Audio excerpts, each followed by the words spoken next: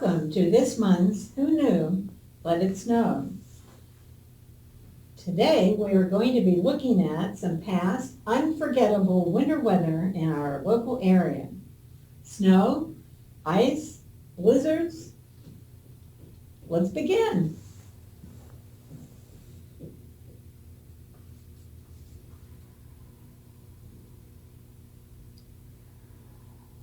In the early 1800s, weather was mostly a surprise. If you lived in our western Pennsylvania area, you just knew winters would be cold, harsh, and lots of snow, usually. Other than the Farmer's Almanac and the local weekly newspaper, there were no local weathermen to keep you on top of the winter weather. As time went by, technology kept everyone better informed of upcoming weather. First, daily newspapers and the radio were weather reporters. In the 40s and 50s, television brought the latest weather into our homes with weathermen. This weatherman about is a cartoon weather graphic from the 1960s. He was fun and kept viewers up to date on the latest weather. Let's take a closer look at early TV weather.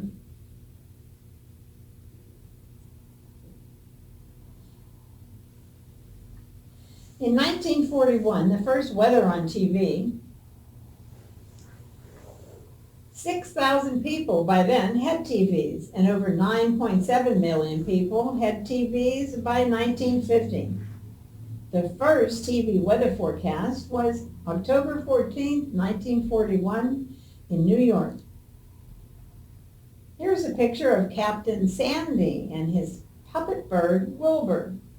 He also had another puppet named Calamity Clam. It was used in the weather forecast of New York. Here we see pictures on a plexiglass map. Until now, weather maps were very simple, often handmade. Computer graphics and color didn't come until the late 1970s.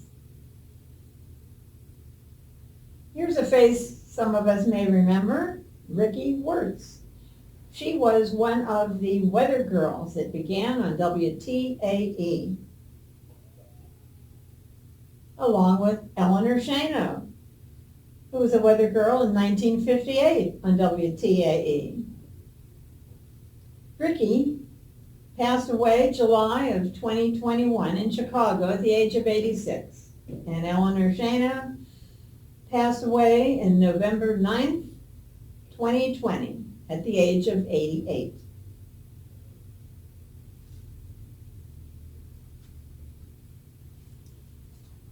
Weather forecasting technology made a big difference in what we could see in weather. First, we have the National Weather Service. It began originally in February 8, 1870. It was used mostly to collect data from military locations and to warn of upcoming storms on the waters. Today, weather forecasting is for everyone. AccuWeather, founded in 1962 by Joel Myers. He was a Penn State graduate at the time working on his master's degree in meteorology. Today, he is the company's CEO and chairman of the board at AccuWeather Incorporated, which provides commercial weather forecasting worldwide. The studio is located outside of State College today. The Weather Channel, launched May 2nd in 1982 in Atlanta, Georgia. It's a basic cable and satellite television station. Comparing the two, AccuWeather and the Weather Channel, AccuWeather is most accurate for precipitation and wind speed. The Weather Channel is most accurate on all levels, about 77% of the time. The Northeast Snowfall Impact Scale, created in 2004 to classify and measure snowstorms in the U.S. Northeast, much the same way other scales measure hurricane intensity and tornadoes. Let's talk snow.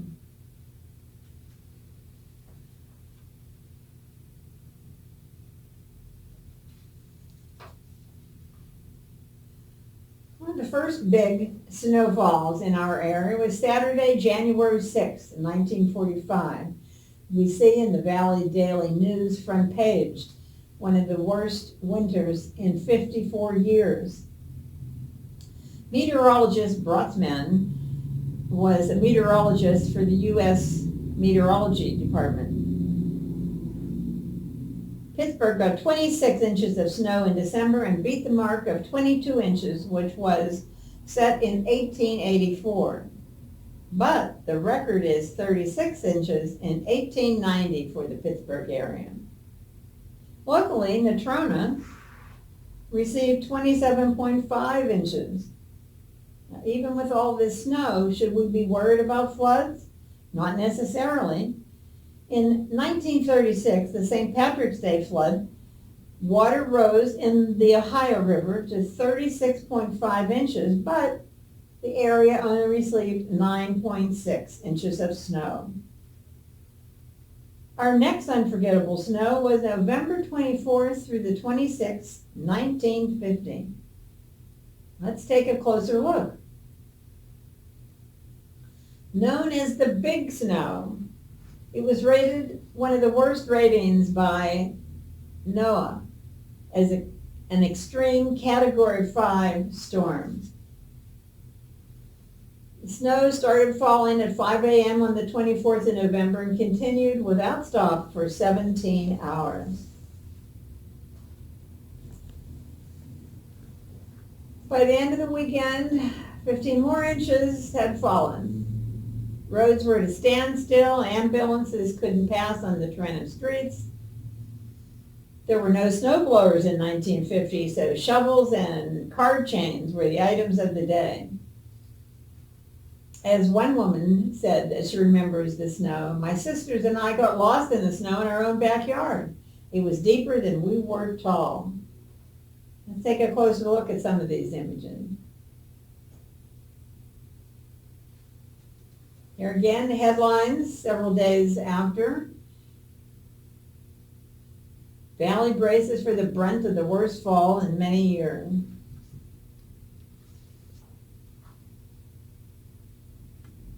Here's a collage image of Vandergrift, which look like many of the small towns in our Allegheny area. Snow almost higher than the cars.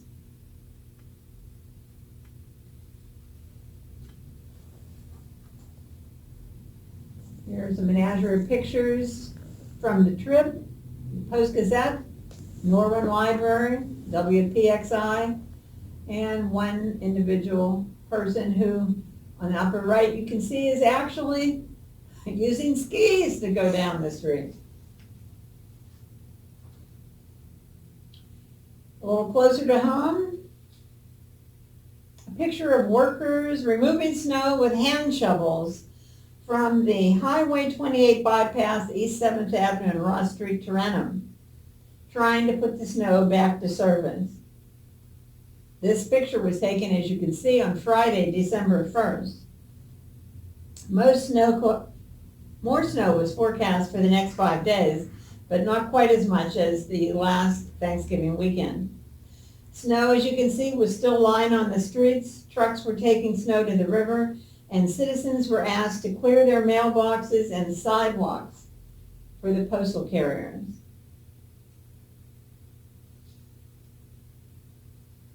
Wow. A scene from Peters Township. We can hardly see the person for the snow, and one courtesy of the Heinz History Center. Not a snow blower, well, sort of a snow blower, trying to clear off the sidewalks. I think at-home individuals didn't have the ability to have the snow blower. Well, not only did we have snow in the area, but we had ice storms. There was a huge one that came January 20th through the 23rd, 1977. This extreme cold wave covered most of the United States, from the north to Miami, Florida. This is the only time to have recorded snow at this time in Miami. Western Pennsylvania, we only had a 2-inch snowfall, but it was followed by a deep freeze. Temperatures were recorded by January 23rd to a minus 14 to minus 17. With a shortage of natural gas supplies at this time, on January 26th, Governor Milton Schaaf ordered all Pennsylvania schools closed for 3 days.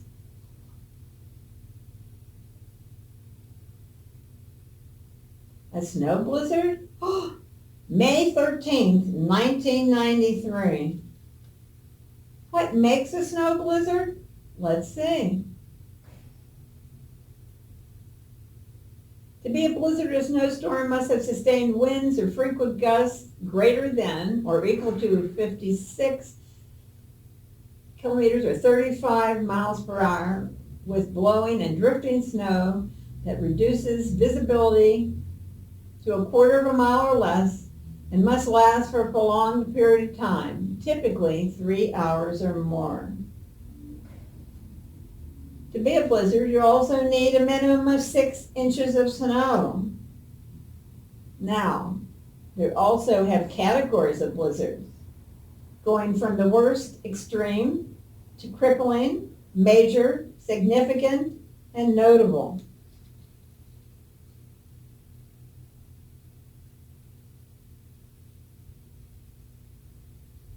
Here's a satellite radar image of what was then called the snow of the century, the snow blizzard, March 13, 1993.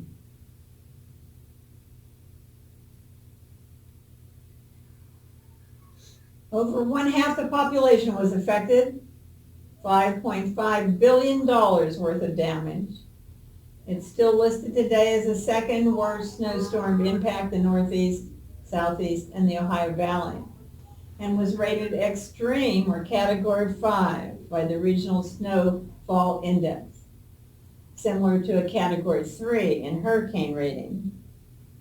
Dennis Bowman, the meteorologist on KDKA at the time, said this was not Pittsburgh's biggest snowfall, but the most snow that fell in one day, 23.6 inches. St. Patrick's Day was planned for that day, and Pittsburgh was the only parade east of the Mississippi that did not cancel.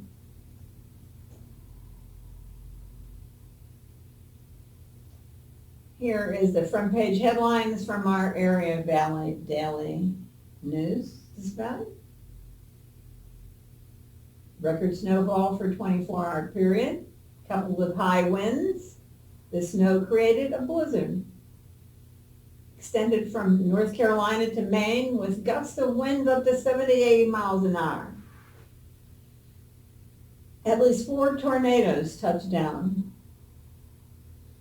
Storms gathered on the anniversary of one of the worst storms recorded in the East, the blizzard of 1888, March 12th through the 13th. That storm dumped over 5 feet of snow. Let's take a look at some of these storm of the century photos.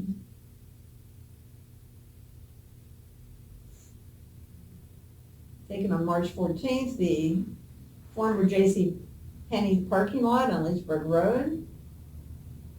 A look down the street of cars that you can almost see. But there was still some fun involved. Area snow fun. Some of the kids, March 13, 1993.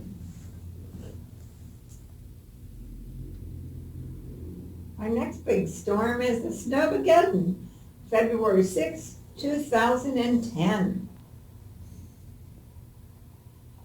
Here we see a tribute to the 2010 snowfall in the Trib, February 4th, 2020. 10 years after the Snowmageddon, when 21.9 inches fell. This became the second largest snowstorm in Pittsburgh history. 2 days before, the National Weather forecasted for our area 6 to 8 inches. Were they wrong?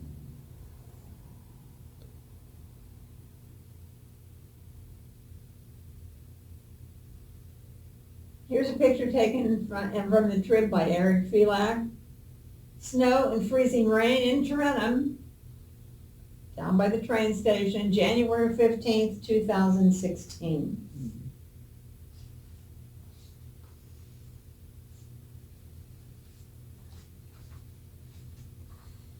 Snow, freezing rain, and cold temperatures are still with us. Not quite as much snow as in the past. In fact, hardly any so far this year. But 2022, watch out.